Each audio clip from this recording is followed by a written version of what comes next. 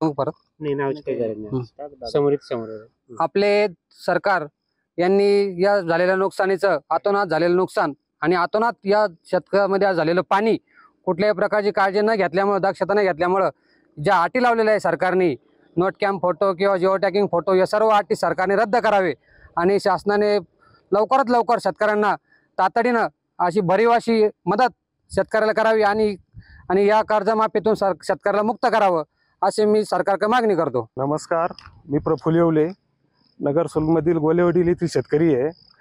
आमच्याकडे अतिवृष्टीने इतकं नुकसान झालं की एकही शेतकऱ्याचं कांदे सोयाबीन आणि मका हे राहिलेलं नाही। या अतिवृष्टीने बघा इतके कांदे 2-4 एकर म्हणजे एकाच माणसाचं क्षेत्र आहे आणि असं हजारो एकर क्षेत्र या ठिकाणी बाधित झालेलं आहे। इथं लोकांना नुकसान भरपाईची खूप गरज आहे।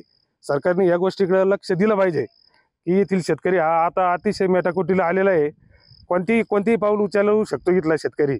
अशी परिस्थिती या अतिवृष्टीने शेतकऱ्यावर ओढवलेली आहे।